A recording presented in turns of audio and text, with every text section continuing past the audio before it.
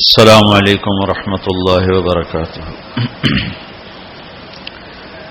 الحمد للہ الذی بیدہ الملک وهو علی کل شیء قدیر. هو الاول والآخر والظاہر والباطن وهو بكل شیء علیم. واشهد ان لا الہ الا اللہ وحدہ لا شریک له. واشهد ان سیدنا ومولانا محمدا عبده ورسوله. اما بعد فاعوذ باللہ من الشیطان الرجیم. بسم اللہ الرحمن الرحیم. الحج اشہر معلومات فمن فرض فیہن الحج فلا رفث ولا فسوق ولا جدال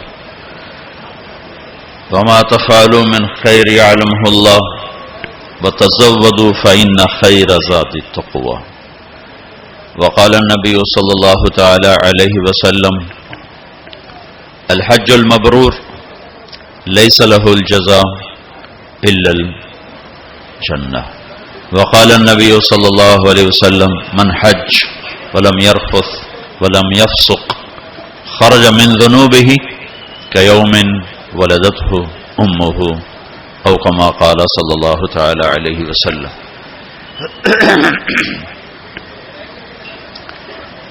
میرے بھائی اور بہنوں، اللہ تعالیٰ نے زندگی گزارنے کا ایک طریقہ ہمیں اپنے علم کامل سے عطا فرمایا ہے جس کا نام ہے اسلام. ان الدین عند اللہ الاسلام. کہ اللہ تعالیٰ نے یہ اب اعلان کیا ہے کہ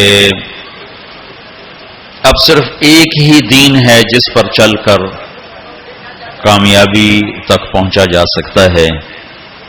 اس کے علاوہ باقی جتنے راستے ہیں یا جتنے مذاہب ہیں اس کے بارے میں اللہ تعالیٰ فرما رہے ہیں وَمَن يَبْتَغِ غَيْرَ الْإِسْلَامِ دِينًا فَلَن يُقْبَلَ مِنْهُ وَهُوَ فِي الْآخِرَةِ مِنَ الْخَاسِرِينَ. اسلام کو چھوڑ کر جو کسی اور راستے پر چلے گا قبول نہیں ہوگا اور وہ آخرت میں ناکام ہو جائے گا.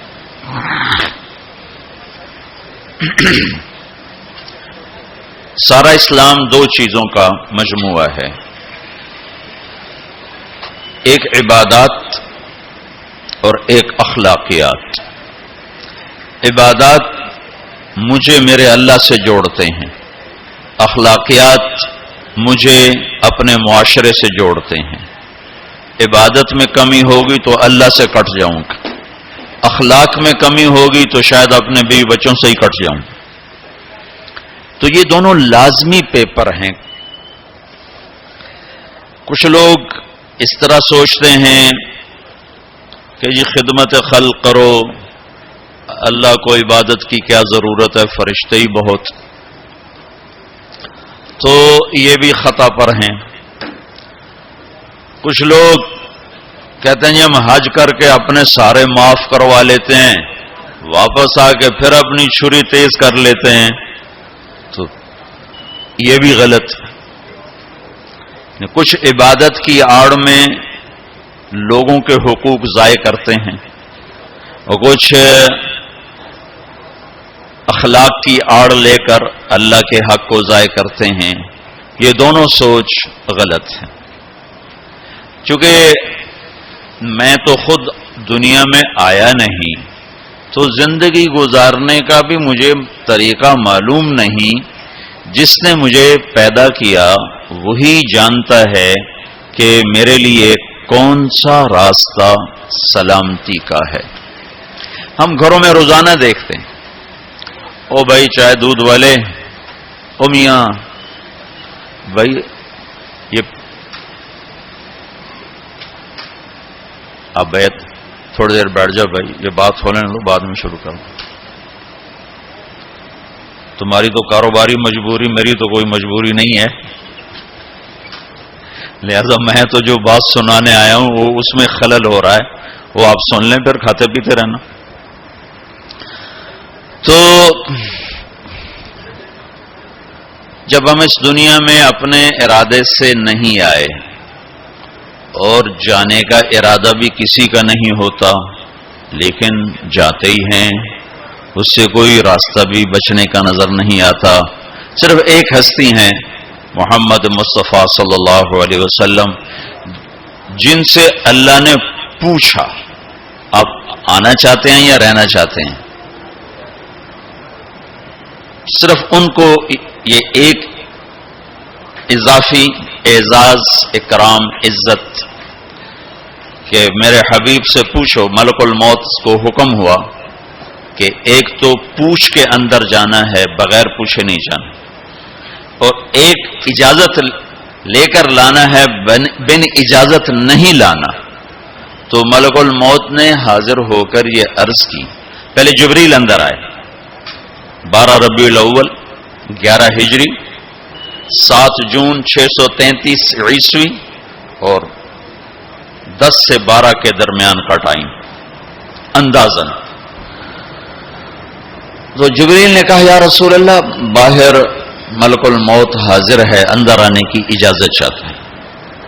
آپ نے کہا کوئی رکاوٹ نہیں، آ جائے۔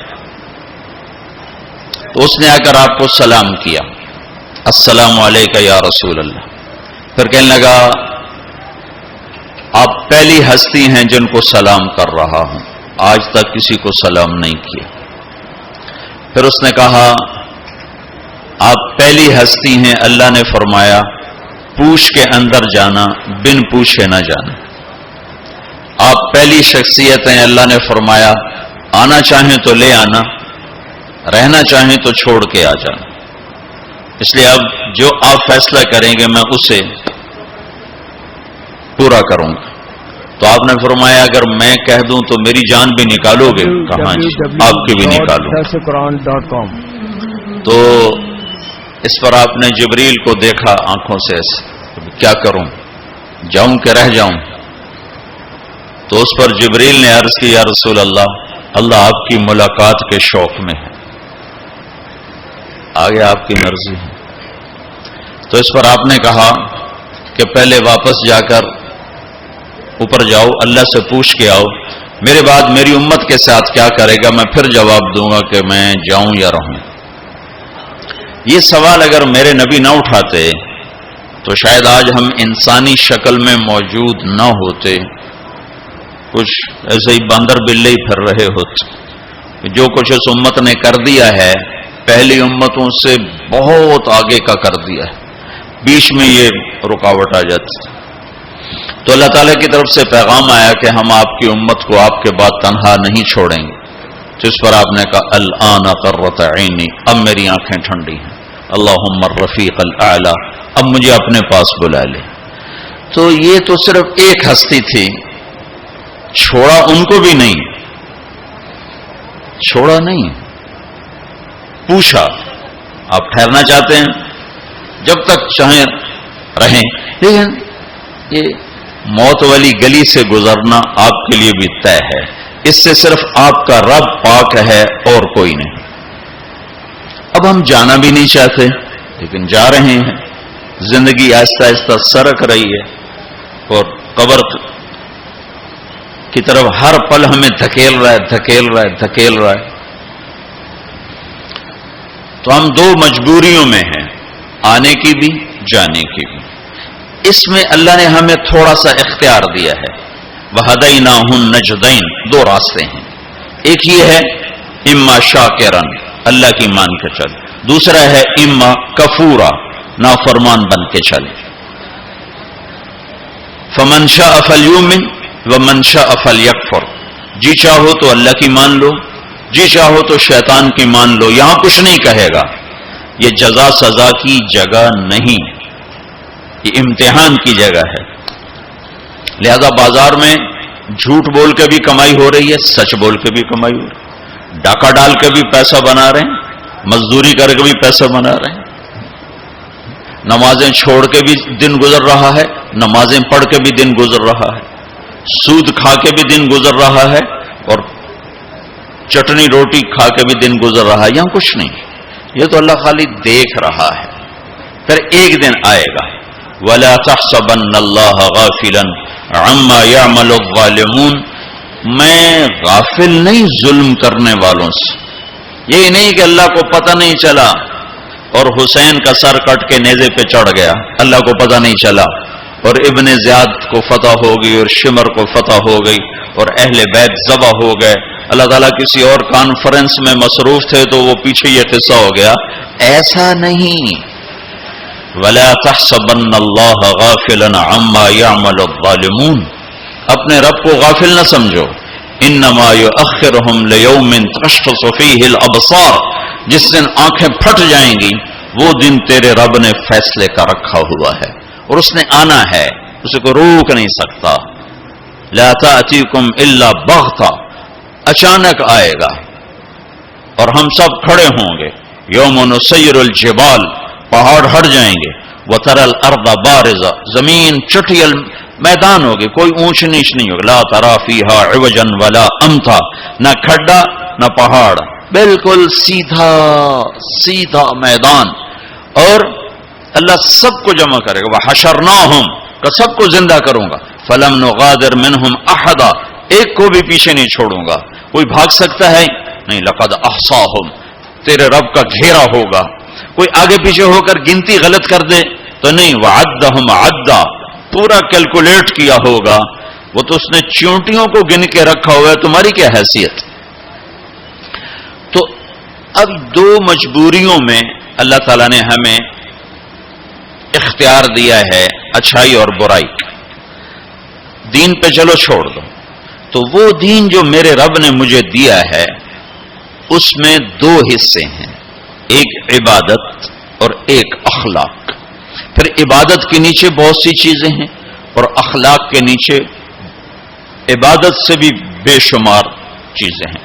عبادت کا جو چیپٹر ہے وہ مختصر ہے، اخلاق کا چیپٹر بہت لمبا چوڑا ہے، بہت پھیلا ہوا ہے. تو عبادت ہماری بنیاد ہے جس میں لا الہ الا اللہ. اس نے میرے نبی نے فرمایا بنی الاسلام علی خمس. اسلام کی بنیاد 5 چیزیں ہیں. شہادت لا الہ الا اللہ محمد رسول اللہ. لا الہ الا اللہ محمد رسول اللہ کی گواہی. و اقام الصلاۃ. نماز. و ایتاء الزکاۃ. زکات. و صوم رمضان. رمضان کے روزے. و حج البیت من استطاع الیہ سبیلا. اور حج. یہ 5 میں سے ایک اندر کا ایمان ہے جو نظر آنے والی چیز نہیں ہے، اور 4 نظر آنے والے کام ہیں، نماز ہے، زکوٰۃ ہے، روزہ ہے اور حج ہے. یہ 4 کسی نہ کسی طرح اس کی نشانی. افطاری ہو رہی، سحری ہو رہی، پتہ چلا کہ روزہ رکھا جا رہا ہے. نماز پڑھ رہے ہیں، پتہ چلا ہے نماز پڑھی جا رہی. زکوٰۃ دے رہے ہیں تو دینے والے کو پتہ چل رہا ہے، لینے والے کو پتہ چل رہا ہے کہ کچھ لیا دیا جا رہا ہے. اور حج تو کھلا عمل ہے، لاکھوں انسانوں کے ساتھ مل کے کیا جاتا ہے. یہ 5 چیزیں اللہ نے ہماری بنیاد بنائی ہیں، جس میں لا الہ الا اللہ بنیاد کی بھی بنیاد ہے. لا الہ الا اللہ اندر کی چیز ہے، محمد رسول اللہ باہر کی چیز ہے. لا الہ الا اللہ ہم دکھا نہیں سکتے، محمد رسول اللہ ہم چھپا نہیں سکتے. لا الہ الا اللہ بتانا پڑتا ہے، محمد رسول اللہ چھپانا بھی چاہیں تو نہیں چھپا سکتے. لا الہ الا اللہ کے لیے کوئی دلیل دینی پڑے گی. میں صرف ایک اللہ کو مانتا ہوں. کیا دلیل ہے؟ نماز پڑھتا ہوں، روزہ رکھتا ہوں، مخلوق سے آگے ہاتھ نہیں پھیلاتا ہوں، پتھر کو سجدہ نہیں کرتا ہوں. بہت سارے دلائل دینے پڑیں. لیکن محمد رسول اللہ تو ایسے سامنے آتا ہے جیسے سورج سامنے آتا ہے تو کوئی دلیل باقی نہیں رہ جاتی کہ جی کیا دلیل ہے کہ سورج ہے کہ پاگل دیکھ کھڑا ہوا ہے، یہ نظر آ رہا ہے. اس یہی سورج کا آنا اس کی دلیل ہے. تو پہلی چیز ہے لا الہ الا اللہ محمد رسول اللہ. لا کے ذریعے سے ساری کائنات کی نفی کہ سب سے کٹ کے اللہ سے جڑ جا. مشرق لا، مغرب لا، شمال لا، جنوب لا، آسمانوں پہ لا، زمینوں پہ لا، پتھروں پہ لا، پہاڑوں پہ لا، نوری پہ لا، ناری پہ لا، آفتابی پہ لا، خاکی پہ لا. لا کو ایسے پھرایا ہے میرے اللہ نے کہ اپنے سوا ہر شے کو کاٹ کے رکھ دیا ہے کہ یہ کچھ نہیں، سب اللہ ہے. 0 0 0 لکھتے جاؤ، ساری کاپی بھر دو تو آپ نے کچھ بھی نہیں لکھا. اور 1 لگا دو پہلے 0 کے ساتھ تو ہر 0 دوسرے سے طاقتور بنتا جا رہا ہے، بنتا جا رہا ہے، بنتا جا رہا ہے، بنتا جا رہا ہے. پیچھے الف کا کمال ہے، پیچھے ایک کا کمال ہے، ایک کو ہٹاؤ تو سب صفر ہے۔ اللہ اب ایک ہستی ہے تو جبریل طاقت ہے، صفر نہیں ہے۔ اللہ ہٹ جائے تو جبریل صفر ہے، میکائیل، اسرائیل، اسرافیل طاقت ہیں۔ اگر اللہ ہے، اللہ پیچھے ہٹ جائے تو یہ تینوں زیرو ہیں۔ جنت خوبصورت نعمتوں کا ٹھکانہ ہے، اس کے پیچھے ایک ہے۔ اللہ پیچھے ہٹ جائے تو جنت بھی زیرو ہے، اللہ پیچھے ہٹ جائے تو جہنم بھی زیرو ہے، اللہ پیچھے ہٹ جائے تو زمین آسمان کچھ نہیں ہے۔ لا کے ذریعے سے ہر چیز کو توڑ کر دل کا قبلہ اللہ بنا اور چہرے کا قبلہ بیت اللہ بنا، تو تب تیری نماز مکمل ہوگی، تب تیرا ایمان مکمل ہوگا۔ اس وقت دل کا قبلہ اللہ نہیں ہے، وہ پیسہ ہے، پیسہ ہے۔ دل کا قبلہ اللہ نہیں ہے، صرف کمائی ہے، صرف پیسہ ہے۔ تو اللہ تعالیٰ لا کے ذریعے سے کہتا ہے مجھے قبلہ بنا، دل مجھے دے۔ یا ابن آدم، اے آدم کی اولاد، انی لک محب فبحقی علیک کل محبہ، میرے بندے میں تم سے پیار کرتا ہوں، تجھے میرے حق کی قسم تو بھی مجھ سے پیار کرنا سیکھ۔ اس دل کو اللہ کے لیے خالص کر، سب سے کٹ کر، اس لیے لا الہ لا الہ لا الہ تلوار چلتی ہے، لا الہ لا الہ لا الہ، پھر اللہ کے ساتھ تمام ہوتا ہے الا اللہ الا اللہ الا اللہ، صرف اللہ، نیچے بھی اللہ، اوپر بھی اللہ۔ وَهُوَ الَّذِي فِي السَّمَاءِ إِلَٰهٌ وَفِي الْأَرْضِ إِلَٰهٌ، ادھر دیکھو تو اللہ اور اوپر دیکھو تو اللہ۔ رب المشرق والمغرب لا الہ الا هو فاتخذه وکیلا، مشرق میں دیکھو تو اللہ اور مغرب میں دیکھو تو اللہ۔ للہ المشرق والمغرب فأینما تولوا فثم وجہ اللہ، جدھر منہ پھیرو گے سامنے اللہ کے جلوے ہیں، جدھر منہ پھیرو گے سامنے اللہ کی قدرت ہے، جدھر دیکھو گے اللہ کے نظام اور شاہکار ہیں۔ جو لا کہا وہ لا ہوا، وہ لا بھی اس میں لا ہوا، جز لا ہوا کل لا ہوا، پھر کیا ہوا؟ اللہ ہوا۔ یہ حج سے پہلے سیکھنے کی چیز ہے۔ حج کر کے زندگی کیوں نہیں بدل رہی؟ وہ بغیر سیکھے جا کے بیٹھ جاتے۔ پہلی جماعت کے بچے کو ایم اے کا پرچہ پکڑا دو، لو جی حل کرو۔ حج پر جانے سے پہلے بہت سی تیاری ہے، جیسے اب یہ آپ کو ظاہری تیاری کے لیے جمع کر رہے ہیں، یہ لے جانا ہے، وہ لے جانا ہے، یہ لے جانا ہے، وہ لے جانا ہے، یہ نہیں لے جانا، وہ نہیں لے جانا۔ اسی طرح اللہ کے دربار میں جانے کے کچھ اور آداب ہیں۔ دربار شاہی میں جانا ہو تو اس کے آداب ہیں، وہ لا الہ الا اللہ سے شروع ہو رہے ہیں۔ لا الہ الا اللہ یہ اللہ کو دل میں اتارنے والا، محمد رسول اللہ یہ اس وجود میں ڈھلنے کی محنت۔ میں کہا کرتا ہوں لا الہ الا اللہ پاسپورٹ ہے اور محمد رسول اللہ ویزا ہے۔ لا الہ الا اللہ کے بغیر سفر نہیں ہو سکتا، محمد رسول اللہ کے بغیر انٹری نہیں ہو سکتی۔ ابھی میں 10-12 ملکوں کا سفر کر کے آ رہا ہوں، ہر جگہ پاسپورٹ یہ جی، ویزا یہ جی، جاؤ جی، پاسپورٹ دکھاؤ حاضر، ویزا بھی دکھاؤ یہ جی، اچھا جی جاؤ جی۔ تو لا الہ الا اللہ، اللہ نے آپ کو پاسپورٹ بنانے کی تکلیف نہیں دی، بنا کے دے دیا۔ ان سے پوچھو جو نئے مسلمان ہوتے ہیں۔ ایک دفعہ ہماری جماعت سوات میں تھی تو ایک نوجوان اسٹریٹ لائٹ کے نیچے پڑ رہا تھا، تو ہمارے ایک ساتھی نے، پتہ تو لگتا نہیں شیو کیا ہوا ہے، مسلمان ہے، ہندو ہے، کون ہے، کیا پتہ چلتا، تو اس نے اس کو دعوت دینی شروع کر دی۔ وہ سنتا رہا، پھر کہنے لگا، وہ ذرا ادھیڑ عمر تھے، کہا بابا جی آپ خوش قسمت ہیں، آپ مسلمان ہیں، مجھے پتہ ہے ہندو مذہب کوئی مذہب نہیں، پتھر کی پوجا ہے، لیکن اگر میں کلمہ پڑھتا ہوں تو مجھے 70 رشتے توڑنے پڑتے ہیں، اور آگے کوئی ایک مسلمان نہیں جو مجھے قبول کرے۔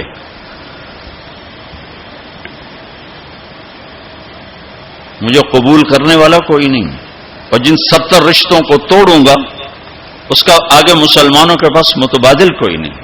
مجھے پتہ ہے ہمارا کوئی مذہب نہیں ہے، لیکن میں بندھا ہوا ہوں، تو ہم اللہ کا شکر ادا کریں۔ پاسپورٹ اس نے بنا کے دے دیا، اب کہتا ہے ویزا تو لگوا لو، یہ اتنا تو کرو کہ ویزا تو لگواؤ، کم از کم میرے نبی کے سانچے میں تو ڈھل کے آؤ. اشبہت اعدائی فصرت احبهم اذ کان حبی منک حبی منہم. ابو نواس ایک شاعر ہے، وہ اپنے محبوب سے کہہ رہا ہے کہ تو دشمن کے روپ میں آئی تو مجھے دشمنوں سے بھی پیار ہو گیا، تو نے میرے دشمن کا روپ دھارا تو مجھے دشمنوں سے بھی عشق ہو گیا کہ تیری جھلک جہاں بھی ہوگی مجھے وہ پیاری لگے گی. تو یہ پہلا سبق ہے لا الہ الا اللہ محمد رسول اللہ. لا الہ الا اللہ اتنا اندر میں اترے کہ وہ بیج کی طرح اور گٹھلی کی طرح اپنی کومپل کو باہر نکالے، پھر وہ محمد رسول اللہ درخت بن کر پورے وجود پر چھائے اور پوری زندگی پر چھائے. تو یہ پہلی محنت. پھر اس کے بعد نماز ہے جو 5 وقت اللہ تعالیٰ نے فرض فرمائی. 50 دینی 5 تھیں، شروع 50 سے کیا. جب 5 ہی دینی ہے تو 5 سے ہی شروع فرماتے. میرے حبیب 5 نمازیں 50 پتہ ہے نہ پڑھی جا سکتی ہیں نہ دینی ہیں، صرف اس کی عظمت اور اہمیت بٹھانے کے لیے کہ وما خلقت الجن والانس الا لیعبدون. اس آیت کو ذہن میں بٹھانے کے لیے کہ نماز تو دوں گا 5 لیکن مطالبہ ہوگا 24 گھنٹے میں وہ زندگی گزارو جو نماز والی ہے.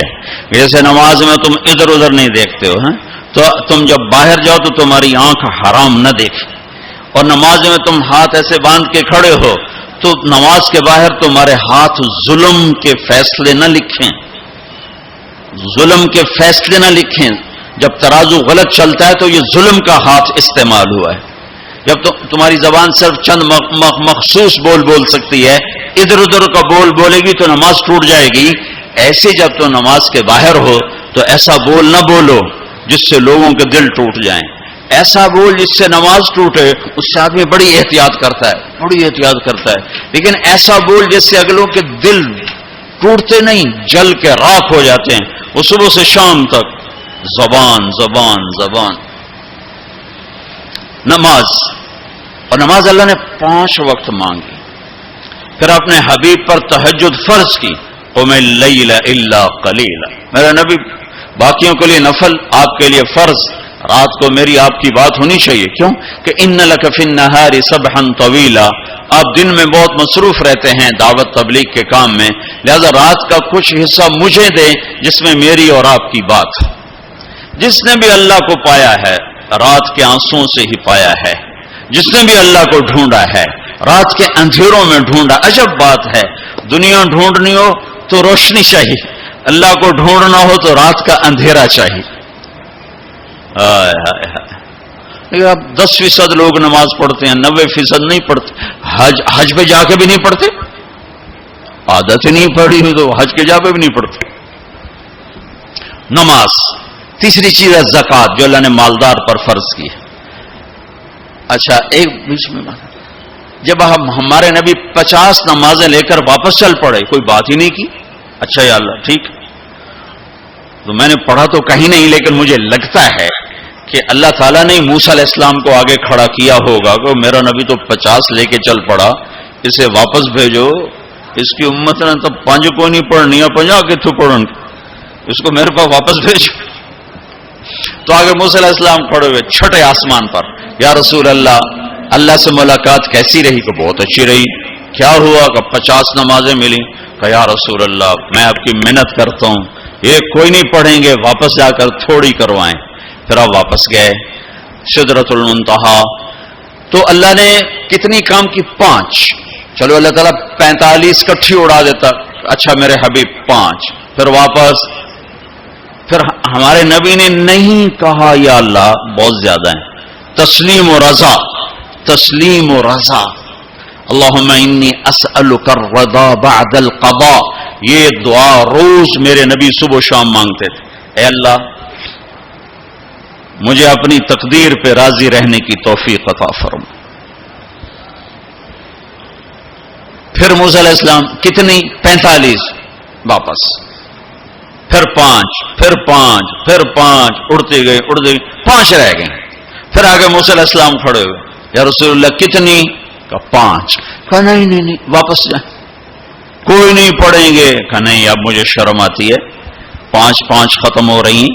اب گیا تو یہ 5 بھی چلی گئی تو میری امت تو ختم ہو گئی، میری امت تو محروم ہو گئی. اب میں نہیں جاتا. کہا ٹھیک ہے آپ کی مرضی، ویسے مجھے پتا ہے کہ یہ نہیں پڑھیں گے، چونکہ میری امت پہ 2 نمازیں فرض تھی، انہوں نے وہ بھی نہ پڑھی. یہ کراچی والے 5 کہاں پڑھیں؟ موسیٰ علیہ السلام چونکہ تجربہ کر چکے کہ ہمارے نبی نے فرمایا نہیں اب مجھے شرم آتی، اب میں نہیں واپس جاؤں.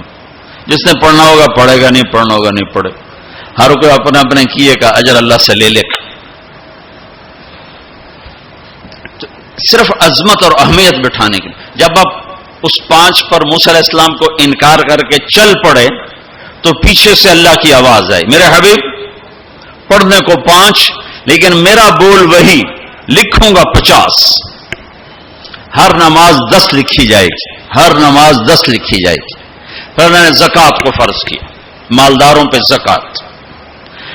خذ من اموالہم صدقۃ تطہرہم بہا وتزکیہم وصلی علیہم. زکوٰۃ اتنا بڑا عمل ہے کہ اللہ تعالی ہمیں کہتا ہے کہ میرے نبی پہ درود پڑھو، فرشتوں سے کہتا ہے میرے نبی پہ درود پڑھو، اور خود بھی کہتا ہے کہ میں اپنے نبی پر درود بھیجتا ہوں. اللہ کی طرف اب درود کی نسبت وہ رحمت ہے، اور فرشتوں کی طرف ہماری طرف درود کی نسبت دعا ہے جو ہم کرتے ہیں، صلی علی محمد وعلی آل محمد.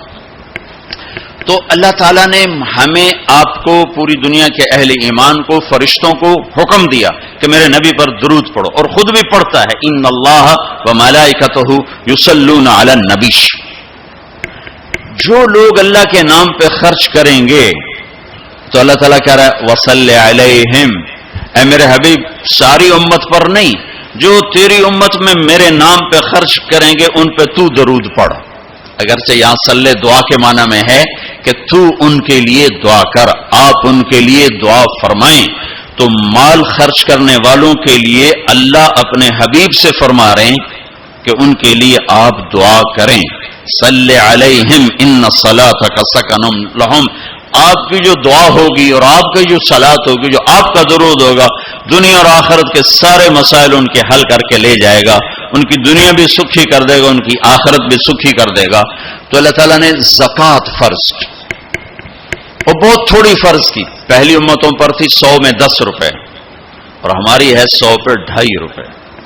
اور اتنا فضل فرمایا کہ پورا سال پیسہ پڑا رہے.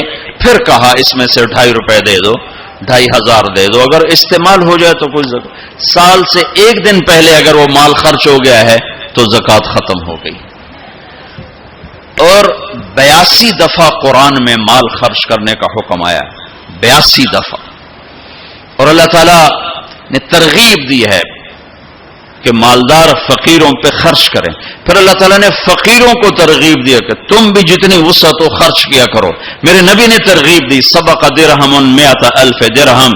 1 روپیہ اللہ کے نام پہ خرچ کرنا 1 لاکھ روپیہ خرچ کرنے سے بڑھ گیا. تو صحابہ نے عرض کی وہ کیسے بڑھ گیا؟ تو آپ نے کہا ایک آدمی کے پاس 2 روپے، ایک آدمی کے پاس کروڑوں روپے. جس کے پاس 2 روپے تھے اس نے 1 روپیہ اللہ کے نام پہ دے دیا، اور جس کے پاس کروڑوں تھے اس نے 1 لاکھ دیا. جس نے 2 میں سے 1 دیا اس نے اپنے مال کا آدھا حصہ دیا. جس نے 1 لاکھ دیا اس نے اپنے مال کا کوئی 1000واں حصہ دیا. جب تولا جائے گا تو 1 روپے کا وزن 1 لاکھ سے بڑھ جائے گا. اور اس کا ایک واقعہ بھی، حضرت عمر ہمیشہ حضرت ابو بکر سے کوشش کرتے تھے آگے نکل جاؤں، آگے نکل جاؤں، آگے نکل جاؤں. ساری زندگی موقع نہ بن سکا. تبوک کا موقع آیا تو اللہ کے نبی نے کہا مال خرچ کرو. عثمان رضی اللہ تعالیٰ نے 10,000 لشکر کا سارا سامان تیار کیا. ان کی سواریاں، ان کا راشن کے لیے تھیلوں کو بند کرنے کے لیے دھاگے تک اپنے گھر سے دیے، اور 300 دینار اوپر دیے. تو اللہ کے نبی کی جھولی میں وہ 300 دینار پڑے تھے یوں، اور آپ ان دیناروں کو اٹھا اٹھا کے یوں فرما رہے تھے ما علی عثمان اللہ یعمل بعد، عثمان آج کے بعد کچھ بھی نہ کرے تو جنت واجب ہوگی۔ تو عمر کہنے لگے آج میں ابو بکر کو کاٹ سکتا ہوں، آج میں اس سے آگے نکل سکتا ہوں کہ وہ آج کل غریب ہے، میں مالدار ہوں، تو وہ تھوڑا لائے گا میں زیادہ لاؤں گا تو میں بڑھ جاؤں گا۔ لہذا انہوں نے اپنے مال کا آدھا حصہ آدھا گھر میں رکھا اور آدھا لے کر آئے۔ ابو بکر نے جھاڑو پھیر دیا، جو کچھ تھا وہ سارا سمیٹ کے لے آئے۔ جب دونوں پراپرٹی سامنے رکھی گئیں تو حضرت عمر کی بہت زیادہ نظر آ رہی، ابو بکر کی بہت تھوڑی نظر آ رہی، لہذا حضرت عمر بڑے اطمینان میں کھڑے کہ آج جیت خطاب کے بیٹے کی ہے۔ میں قربان جاؤں، اللہ رسول تو جانتے ہیں کہ کون کیا کر کے آیا ہے، تو میرے نبی نے سوال ہی بدل دیا جو اس موقع کا سوال ہی نہیں۔ کوئی آدمی مسجد میں چندہ دینے جائے، مدرسے میں چندہ دینے جائے، کہا جی مول صاحب یہ 1 لاکھ روپیہ ہے مدرسے کے لیے، مسجد کے لیے، آگے مولوی صاحب کہیں پیچھے کتنے پڑے ہوئے ہیں تو کہے گا یہ بھی واپس کرو، میں تو تھوڑی نیت ہے جو کوئی چکر لگتا ہے کہ تسی ٹھیکیدار ہو، مگر علی شاید ابھی پیچھے کتنے پین، یہ موقع کا سوال ہے ہی نہیں۔ مولوی صاحب کو چاہیے جی جزاک اللہ یہ لیجئے رسید، بسم اللہ، پھر بھی موقع آئے تو دیتے رہیں۔ تو میرے نبی نے پوچھنا یہ تھا ابو بکر کتنا لائے ہو، عمر کتنا لائے ہو، اور یہی اس موقع کا سوال ہے۔ لیکن اللہ رسول جانتے ہیں کہ کس کے مال میں وزن زیادہ ہے، تو میرے نبی نے سوال بدل دیا، فرمایا عمر ما خلفت، واہ واہ عمر پیچھے کیا چھوڑ کے آئے ہو؟ تو حضرت عمر تو وہیں دھڑم ہو گئے گا، با میں گیا، سوال سے ہی وہ پتہ چلے گا، با میری کلی اڑ گئی وکٹ۔ عمر ما خلفت یا ما ترکت لأہلک، یہ دونوں الفاظ ہیں، پیچھے گھر والوں کے لیے کیا چھوڑا؟ تو پہلے حضرت عمر بڑے جوش میں کھڑے تھے، پہلے ایک دم ڈھیلے ہو گئے، کہنے با جی آدھا چھوڑا ہے آدھا لایا ہوں۔ پھر آپ نے کہا ابا بکر ما خلفت یا ما ترکت لأہلک، ابو بکر تو پیچھے چھوڑ کے کیا آیا، بچوں کے لیے کیا چھوڑ کے آیا؟ تو انہوں نے کہا ترکت اللہ ورسول، میں تو اللہ اس کے رسول کو چھوڑ کے آیا ہوں، باقی سب کچھ لے آیا۔ تو اس پر عمر کہنے لگے ابو بکر میں نہیں تجھ سے آگے بڑھ سکتا، کوئی بھی تجھ سے آگے نہیں بڑھ سکتا۔ اور اگلی سنو،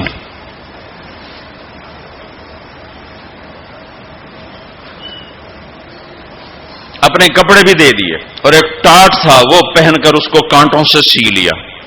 تو جبریل آئے، کہنے لگے یا رسول اللہ، اللہ تعالیٰ پوچھ رہے ہیں کہ ابو بکر نے یہ ٹاٹ کیوں پہنا ہوا ہے؟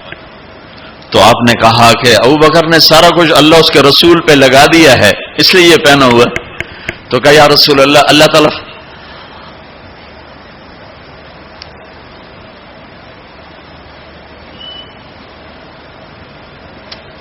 تعالیٰ فرما رہے ہیں ابو بکر سے پوچھو مجھ سے راضی تو ہے،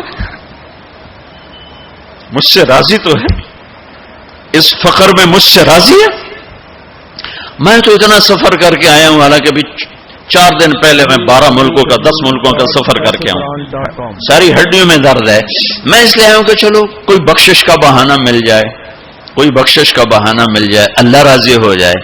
آپ سارے اس لیے حج پہ جا رہے ہو کہ اللہ راضی ہو جائے۔ جو سارے جہان سے کہتا ہے مجھے راضی کرو، وہ کہہ رہا ہے ابو بکر سے پوچھو مجھ سے راضی تو ہے۔ تو آپ نے کہا ابو بکر تیرا رب تجھے سلام بھی کہہ رہا ہے اور پوچھ رہا ہے کہ راضی ہو؟ تو ابو بکر کی چیخیں نکلی، میں اپنے رب سے راضی، میں اپنے رب سے راضی ہوں، میں اپنے رب سے راضی۔ میرے بھائیو بہنوں، زندگی ایسے گزار کے مرو کہ اللہ کو ملو تو اللہ خوش ہو کے مل رہا، ایسے نہ مرو کہ اللہ کی بارگاہ میں پیش کیے جا رہے ہوں مجرم بن کر، قیدی بن کر۔ تو اللہ اس کے رسول نے مال لگانے پر زور دیا، اللہ چاہتا تو سب کو مال دے دیتا، کسی کو فقیر کسی کو مالدار، مالدار کا شکر کا امتحان لیا، فقیر کے صبر کا امتحان لیا۔ کہ اللہ فقیر کا صبر دیکھے گا، مالدار کا شکر دیکھے گا. اور جب مالدار لوگ زکوٰۃ نہیں دیتے تو پھر عزتیں نیلام ہوتی ہیں. جب سب کچھ اپنے اوپر لگانے کا ذوق بن جاتا ہے اور اپنے ہی بڑے بڑے زیور، کپڑے، گھر، گاڑیاں. یہ بھی لاہور کا واقعہ ہے. بیگم صاحب ڈرائیور کے ساتھ گئی ہیں اور واپسی پہ کہہ رہی ہیں اسلم ڈرائیور، آج میری بڑی اچھی قسمت، وہ ساڑی میں نے لی تو میں سمجھ رہی تھی 1 لاکھ کی ہے، وہ تو مجھے 75,000 میں مل گئی، بڑی سستی مل گئی. خوش ہو کے ڈرائیور کو بتا رہی. تیسرے دن ڈرائیور کے بیٹے کا بازو ٹوٹ گیا. وہ آ کر کہتا ہے صاحب جی میری تنخواہ میں تو اس کا علاج ہو نہیں سکتا، تو مہربانی کر کے کچھ میری مدد کر دیں، اس کا علاج ہو جائے. تو صاحب کہتے ہیں اسلم تمہیں پتا تو آج کل کاروبار بڑا مندہ ہے، تو میرے پاس تو گنجائش نہیں، میرا ایک ڈاکٹر دوست ہے میں اسے فون کر دیتا ہوں، وہ تمہاری مدد کر دے گا. جب اس طرح ہوتا ہے تو پھر ڈاکے، چوریاں، قتل و غارت شروع ہوتے ہیں. جب اس طرح ہوتا ہے تو مالداروں میں تکبر پیدا ہوتا ہے اور غریبوں میں ظلم پیدا ہوتا ہے. تو زکوٰۃ ایک بہت بڑا عمل ہے. 2.5% تو فرض ہے اور زکوٰۃ دینے والا سخی نہیں اللہ کی بارگاہ میں. ہاں بخیل بھی نہیں، سخی بھی نہیں ہے، بخیل بھی نہیں. یعنی وہ بخل کے ملک سے نکل آیا ہے اور سخاوت کے ملک میں انٹری نہیں ہوئی. 2.5 روپے پہ 1 پیسہ بھی اوپر خرچ کرے گا تو اب سخیوں میں آ گیا. پھر جتنا بڑھتا جائے گا اتنا آگے بڑھتا جائے گا. اور اللہ نے فرمایا مجھے میری عزت کی قسم جنت الفردوس میں بخیل داخل نہیں ہو سکتا. اور اللہ شیطان کہتا ہے کہ مجھے عبادت گزار بخیل سے کبھی ڈر نہیں لگا کہ اس کا بخل اسے ضرور جہنم میں پھینکے گا. نافرمان سخی سے ہر وقت ڈرتا رہتا ہوں کہ اس کی سخاوت کب اسے جنت میں پہنچاتی.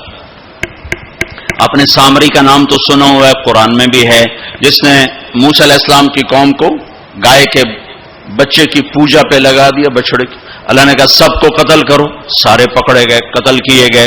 سامری بھی آ گیا. موسیٰ علیہ السلام نے کہا قتل کرو، جبریل آ گیا.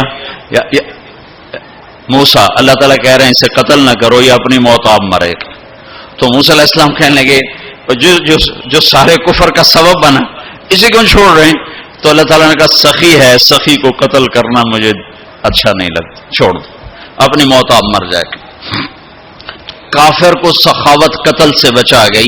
جب ایمان والا کوئی مرد عورت سخی ہوگا تو اللہ کی بارگاہ میں کیسے اونچے مرتبے لے کر جائے.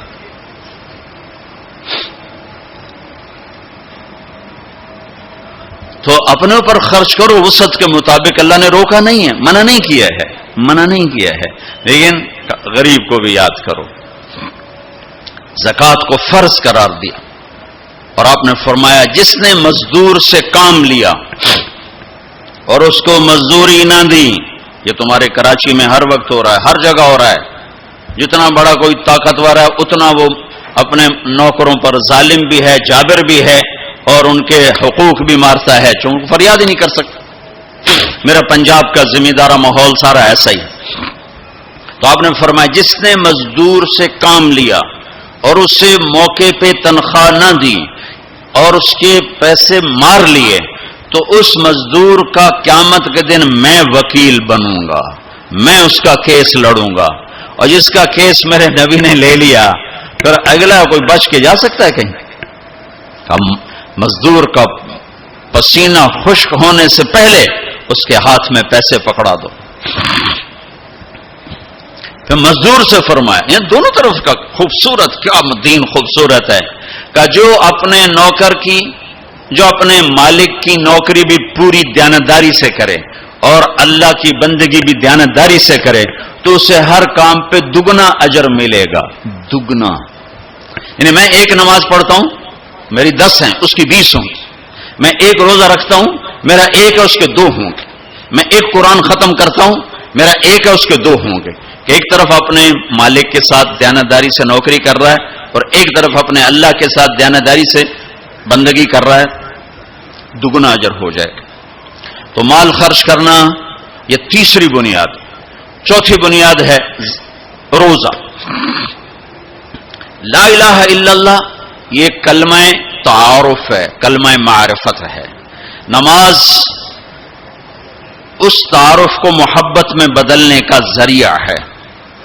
زکوٰۃ لا الہ الا اللہ یہ تعارف ہے۔ نماز یہ تعلق پیدا کرتی ہے، زکوٰۃ یہ محبت پیدا کرتی ہے، اور روزہ یہ عشق پیدا کرتا ہے۔ یہ یوں ترتیب چل رہی ہے ایسے سے۔ ایک دم حج پہ ہم چڑھ جاتے ہیں، یہ پچھلی سیڑھیاں طے نہیں کرتے، جیسے جاتے ہیں ویسے ہی واپس آ جاتے ہیں۔ تو لا الہ الا اللہ محمد رسول اللہ یہ تعارف کا کلمہ ہے، تعارف ہو رہا ہے، پہچان ہو رہی۔ جیسے میرا باپ کا ایک تعارف ہو رہا ہے، چہروں سے ہم پہچان رہے ہیں ایک دوسرے کو، کسی کو ہم نام سے پہچانیں گے، پھر ملتے رہیں گے تو تعلق بن جائے گا، ایک دوسرے پر خرچ کریں گے تو وہ محبت بن جائے گی۔ تو لا الہ الا اللہ محمد رسول اللہ یہ کلمہ معرفت ہے، پہچان۔ نماز اس معرفت کو تعلق میں بدلتی ہے، اور پھر زکوٰۃ اس تعلق کو محبت میں بدلتی ہے۔ پھر محبت کو آگے پروان چڑھا کے عشق تک پہنچانا ہے تو اس کے لیے بھوکا پیاسا رہنا اس کا لازمی امر ہے۔ تو اس کے لیے روزہ رکھا گیا کہ روزے رکھ، اللہ کے لیے بھوکا بھی رہے اور پیاسا بھی رہے۔ اب یہ بھوک اور پیاس مل کر اس کے اندر ایک عشق کی آگ لگاتی ہے۔ پھر یہ عشق مجبور کرتا ہے کہ محبوب کو دیکھوں تو صحیح، اس کا دیدار تو کروں، اور نہیں تو اس کے گھر کا دیدار کروں، کہیں تو نظر آئے، کہیں تو کوئی آثار دیکھوں۔ تو پھر اس کے لیے بلایا گیا کہ اب آؤ والہانہ عاشقانہ مجنونانہ، چونکہ جو عاشق ہوتا ہے وہ زیب و زینت سے بے نیاز ہوتا ہے، وہ تو دیوانوں کی طرح آتا ہے، لہذا کہا بھائی دیوانوں کی شکل بناؤ، ٹوپی اتار دو، خوشبو پھینک دو، کنگھی پھینک دو، کفن پہن لو، جوتا بھی ایسا ہو کہ صرف تمہیں گرمی سے بچائے، سردی سے بچائے، اور آؤ میرے گھر کی طرف۔ کراچی میں کہا تضرعا و خفیہ، مجھے یاد کرنا تو آہستہ آہستہ، شور نہ مچایا کرو۔ اور جب بیت اللہ میں بلایا تو کہا عجب ثج، شور مچاتے ہوئے آؤ۔ کہ دیوانے شور مچاتے ہوئے پہچانے جاتے کہ دیوانہ ہے، بڑا سنجیدہ ہوتا، بڑا عقل مند ہے، کہ نہیں وہاں عاشق بن کے جانا ہے۔ عاشق ہوں میں عشق کماویں، یہ میری زبان کی شاعری ہے، تمہیں مزہ آئے نہ آئے مجھے مزہ لینے دو۔ عاشق ہوں میں عشق کماویں، دل رکھیں وانگ پہاڑاں ہو، سہ سہ بدیاں ہزار غلامیں، کر جانے باغ بہاراں ہو۔ منصور جے چک سولی دیتے، جڑے واقف کل اسراراں ہو۔ سجدیں سر چائیں نہ باہو، توڑے کافر کہن ہزاراں ہو۔ عاشق سوئی حقیقی جڑا، قتل معشوق دے مننے، سر نو جوڑے تے مکھ نہ موڑے، ہمیں 100 تلواراں کھنے۔ سچا عشق حسین علی دباہو، سر دتے تے روز نہ بھنے۔ یہ حج ہے، یہ حج ہے۔ اب الحب ان یخفا وقد کم کتمتہ فاصبح عندی قد اناخ وطنبا۔ یہ ایک لڑکی بیت اللہ کا طواف کر رہی تھی اور یہ شعر پڑھ رہی تھی، اذا شد شوقی ہام قلبی بذکرہ وان رمت قربا من حبیبی تقربا۔ اور جنید بغدادی طواف کر رہے اور ان کے کانوں میں شعر پڑے، اور شعروں کا ظاہر بڑا جب ہے کہ میں نے تو محبت کو بہت جھٹکے دیے، بہت اپنے آپ کو بچایا، پر عشق نے میرے دل میں ڈیرے ڈال دیے اور خیمے گاڑ دیے، تنابیں کس دیں، مجھے کہیں کا نہ چھوڑا، مجھے کسی کا نہ چھوڑا، میں ایک ہی کی ہو کے رہ گئی۔ جب اس کا خیال آتا ہے تو میں پاگل ہو جاتی ہوں، جب وہ نظر آتا ہے تو میں ہوش میں آتی ہوں۔ تو وہ جنید بغدادی کہنے لگے وہ لڑکی بیت اللہ میں کیا کہہ رہی؟ تو اس نے دیکھا اور ہنس پڑی، لولا التقى لم اهجر عن طيب الوطن۔ کیا سمجھے ہو؟ میری بات کو غلط سمجھے ہو، مجھے میرے رب کا عشق رات کے اندھیرے میں یہاں لایا، میں کسی اور کی بات نہیں کر رہی۔ پھر کہنے لگی تم کس کا طواف کر رہے ہو؟ تو جنید کہنے لگے بیت اللہ کا۔ تو وہ زور سے ہنس پڑی اور یوں آسمان کو دیکھا، کہنے لگی واہ میرے رب، تیرے بھی کیسے دیوانے بندے ہیں جو تجھے چھوڑ کے پتھروں کا طواف کرتے ہیں، جو تجھے چھوڑ کے پتھروں کا طواف کرتے ہیں۔ جنید فرماتے میں تو بے ہوش ہو کے گر گیا، جب ہوش آیا تو وہ بچی جا چکی تھی۔ تو لا الہ الا اللہ محمد رسول اللہ پہ محنت تعارف، نماز پہ محنت تعلق، مال کا خرچ کرنا محبت، روزے رکھنا عشق، اور حج پھر وصال ہے، ملاپ ہے، ملاقات ہے۔ دیکھو نا، کوئی عبادت کی شکل ہی نہیں ہے کہ ایک آدمی ننگے سر ہے، 2 چادریں پہنی ہوئی ہیں اور بیت اللہ میں چکر لگا رہا ہے، چکر لگا رہا ہے، چکر لگا رہا ہے۔ بھائی کیا کر رہے ہو، کیا کر رہے ہو؟ کہ اچھے کوٹھے تے چڑھ دیکھا، ابھا دیکھا لمحہ دیکھا، ڈٹھی دل کو دیواں ٹیکاں، سجن مل سم کے مر پوساں۔ یہ طواف ہے کہ میں تو کبھی دائیں دیکھتی ہوں، کبھی بائیں دیکھتی ہوں، کبھی آگے کبھی پیچھے، کہیں میرا محبوب نظر آئے، نہ نظر آئے تو میں مر جاؤں گی، جان کی بازی ہار بیٹھوں گی۔ میں محبوب کی تلاش تیرے کوچے اس بہانے، مجھے دن سے رات کرنا، کبھی اس سے بات کرنا، کبھی اس سے بات کرنا۔ حج عشق ہے، وہ ہمیں حاصل نہیں ہوتا ہے، لہذا تھوڑی سی تکلیف آتی۔ عثمان جی پیسے اتنے لائے نہیں، تحقیق کی تجے ساڑھے نہ، کیونکہ وہ تو کھانے پینے کا پروگرام ہے، کھابا پروگرام ہے، کیا بوفے مجھے یاد نہیں آ رہا، بوفے ٹھنڈا ملا ہے، اس کے تو تصور میں ہی نہیں ہے کہ میں کسے ڈھونڈنے آیا ہوں۔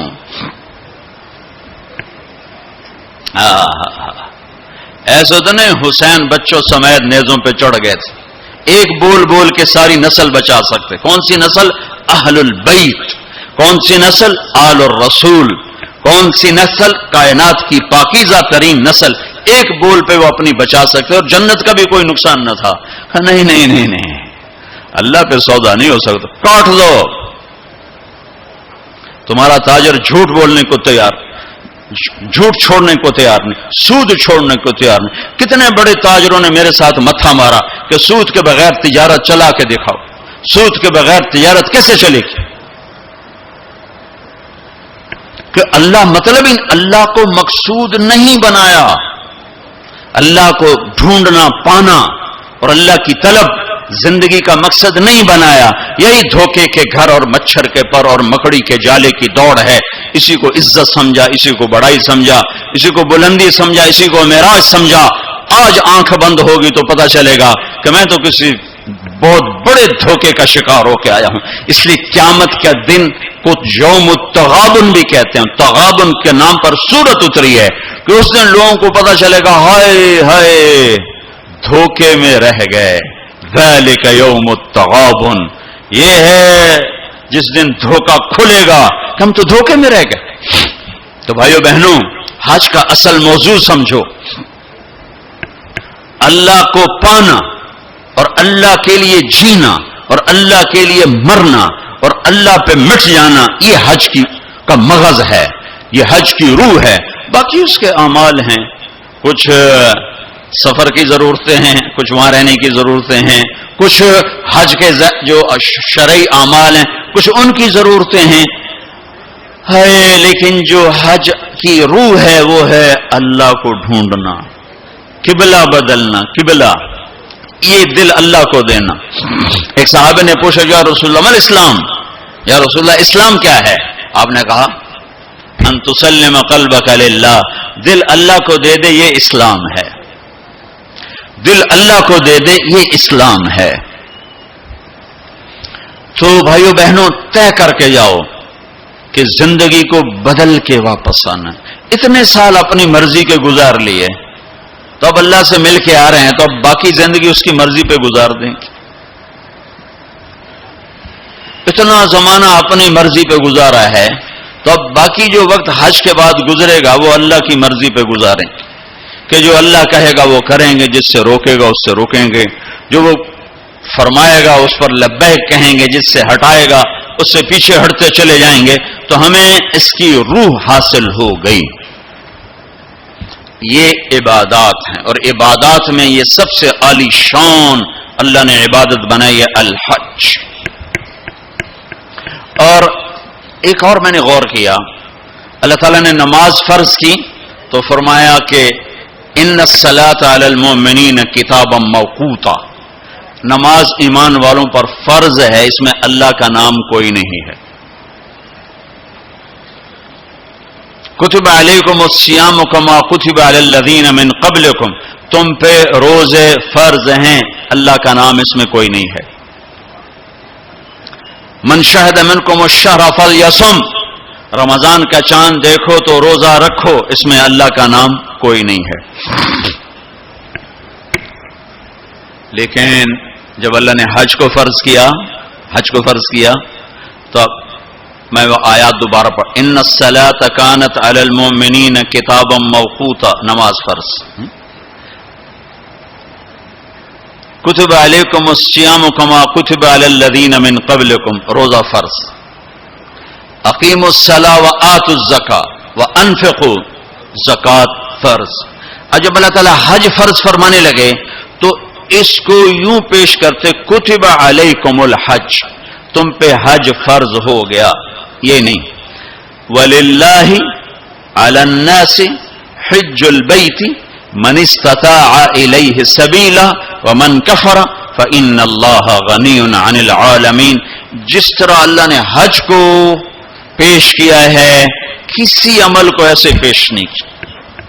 جس طرح اللہ پاک نے حج کو فرض بنا کے پیش کیا ہے، کسی فرض کو ایسے پیش نہیں کیا کہ نام ہی اپنا ہے، وَلِلَّهِ وَلِلَّهِ وَلِلَّهِ، اور یہ جو لام ہے، پہلے لام پھر اللہ تو بن گیا للہ۔ تو لام کے یہاں دو مطلب ہیں، للہ، بھائی حج کیوں کر رہے ہو؟ اللہ کے لیے کر رہا ہوں، اور کوئی حاجی تو نہیں کروانا، اللہ کے لیے کر رہا ہوں۔ وَلِلَّهِ، بھائی کدھر جا رہے ہو؟ احرام باندھا ہوا ہے، پتہ ہے حج پہ جا رہے ہیں، وہ بھی کہے گا حج پہ جا رہا ہوں، یہ کہے گا عمرے پہ جا رہا ہوں، لیکن اللہ نے تاثر کیا دیا ہے لام کے ذریعے سے، وَلِلَّهِ۔ کہاں جا رہے ہو؟ کہا جی میں اللہ کی ملاقات پہ جا رہا ہوں، اللہ نے بلایا ہے تو میں ملاقات کے لیے جا رہا ہوں، وَلِلَّهِ۔ اتنی خوبصورت ابتدا ہے، اور پھر آگے حج فرض کرنا ہے ایمان والوں پر، اور ایمان والوں میں مالداروں پر، اور مالداروں میں صحت مند پر۔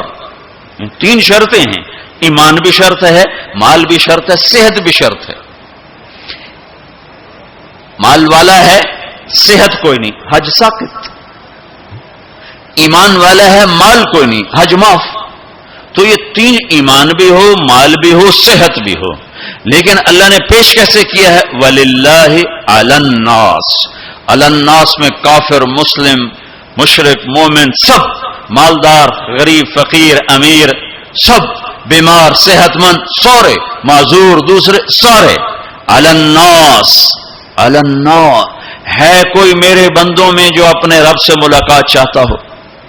ہے کوئی جو اللہ کی ملاقات چاہتا ہو؟ انداز یہ ہے۔ اور آگے چونکہ صرف مالداروں کو اور صحت مند کو لینا ہے تو کہا حج البیت من استطاع الیہ السبیلا، اس کو آخر میں لائے، پہلے نہیں لائے، آخر میں لائے کہ ہاں بھائی تمہارے رب کی تمنا تو یہ ہے کہ سارے ہی آ جاؤ میری ملاقات کی۔ ایک واحد بادشاہ ہے جو فقیروں کا ہجوم دیکھ کے خوش ہوتا، جو سوالیوں کا ہجوم دیکھ کے خوش ہوتا ہے، باقی جتنے ہیں وہ سوالیوں کو دیکھ کے ڈانٹتے بھی ہیں، بھاگتے بھی ہیں، دروازے بھی بند کرتے۔ ایک اللہ ہے، عجب صفت ہے، مانگو تو خوش ہوتا ہے، نہ مانگو تو ناراض ہو جاتا ہے۔ مانگتے کیوں نہیں؟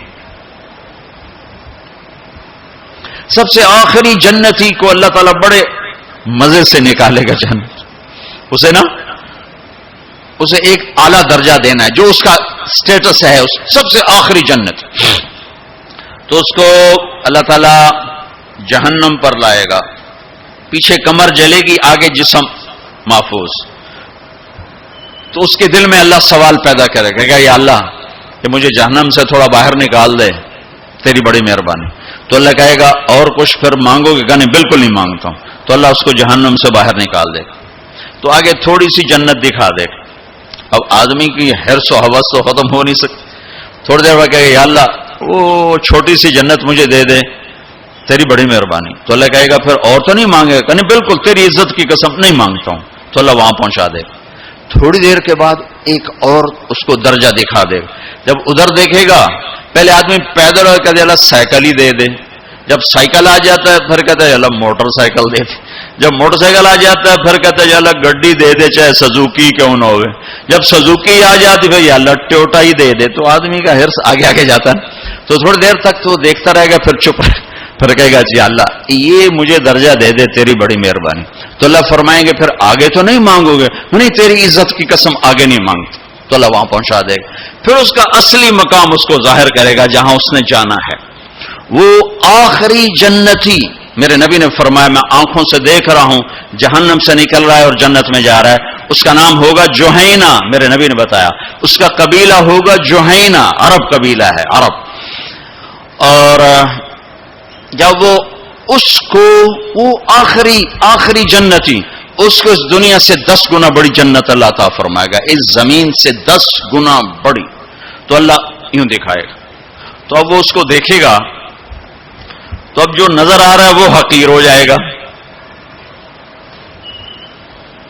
تو پھر اس کو سوچ آئے گی جو ہوں منگے آتا کہ نہیں ریورس گیئر نہ لگ جائے، دوبارہ پیچھے دوزخ کی واپسی نہ ہو جائے. تو لہذا چپ، اندر میں ابال اٹھ رہے ہیں کہ مانگوں، اور ڈر لگ رہا ہے کہ اتنی دفعہ قسمیں کھائیں توڑ دیں، قسمیں کھائیں توڑ دیں. تو کہیں اللہ تعالیٰ آگے چل بہنوں واپس کر دو. تو لہذا چپ کر کے بیٹھو. اللہ تو اندر کا بھید جانتا ہے. ہائے ہائے. تھوڑی دیر کے بعد اللہ کہے گا مانگتے کیوں نہیں ہو؟ مانگتے کیوں نہیں؟ کہے گا یا اللہ سألتک حتی استحییت وحلفت فیک حتی استحییت. یا اللہ میں نے اتنا مانگا کہ اب مانگتے شرم آتی ہے، اور اتنی دفعہ قسمیں توڑی ہیں کہ اب قسم توڑتے ہوئے شرم آتی ہے. تو اللہ تعالیٰ فرمائیں گے واہ واہ تو نے مجھے لگتا ہے سمجھائی نہیں. اچھا اگر میں تمہیں دنیا سے 10 گنا بڑی جنت دے دوں تو راضی ہے؟ تو کہے گا یا اللہ رب ہو کے مذاق تو نہ کر میرے ساتھ. تو اللہ تعالیٰ فرمائے کہ مذاق نہیں کر رہا ہوں، چل تیرے لیے دروازے کھل گئے ہیں. تو اللہ واحد شہنشاہ ہے، مانگو تو خوش ہوتا، نہ مانگو تو ناراض ہوتا، اور جتنا مانگو اتنا خوش ہوتا. بعض لوگ اشکال کرتے ہیں کہ یہ اتنے نیک آدمی ہیں، یہ دعائیں مانگ مانگ کے تھک ان کی قبول ہی نہیں ہو رہی، اور یہ فلاں آدمی ایسا ہے کہ وہ ایک کام سیدھا نہیں دعا کرتا ہے قبول ہو جاتی. تو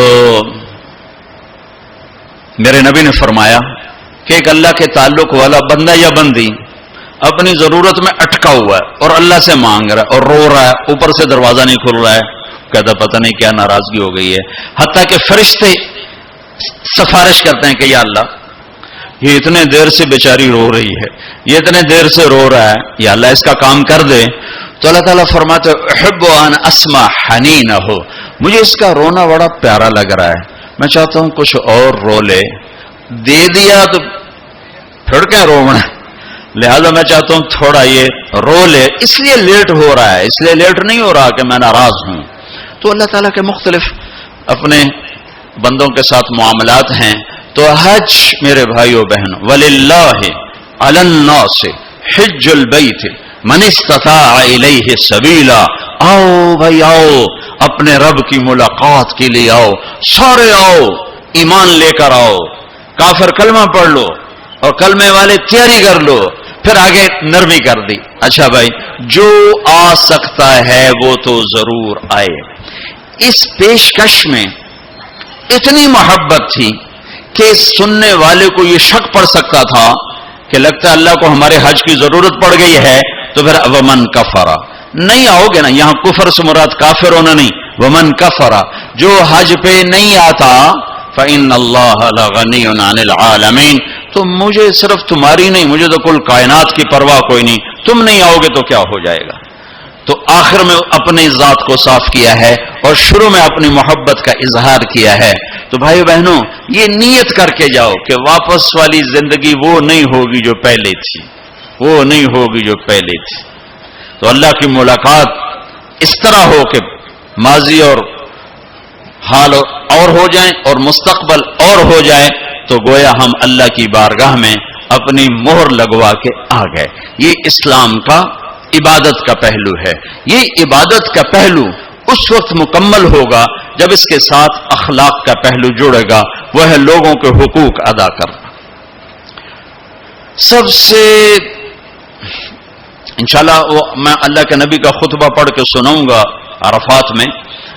3 دن آپ نے تقریر فرمائی، تینوں دن ایک ہی جگہ سے بیان شروع کیا، لوگوں تمہاری عزتیں، تمہارے جان، تمہارے مال ایک دوسرے کے لیے حرام ہو گئے، کسی کی عزت پہ، کسی کے مال پہ، کسی کی جان پہ ہاتھ نہ ڈالنا۔ اور آخری جملہ ہے لا ترجعوا عبادی کفارا یضرب بعضکم رقاب بعض، دیکھو میرے بعد کافر نہ ہو جانا کہ ایک دوسرے کے گلے کاٹتے پھر رہے ہو، ایک دوسرے کے گلے کاٹتے پھرنا گویا میرے نبی کی نظر میں کافر ہو جانا ہے۔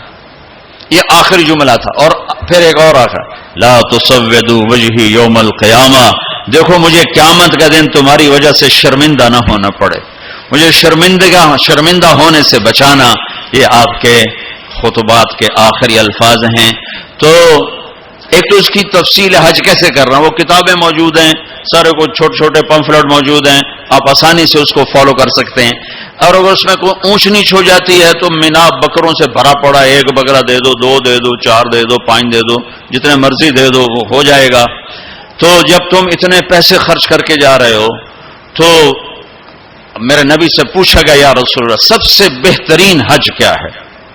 الحج والثج، سب سے بہترین حج ہے لبیک کہنا زور زور سے اور قربانی کرنا اپنی وسعت کے حساب سے، خون بہانا، قربانی کرنی۔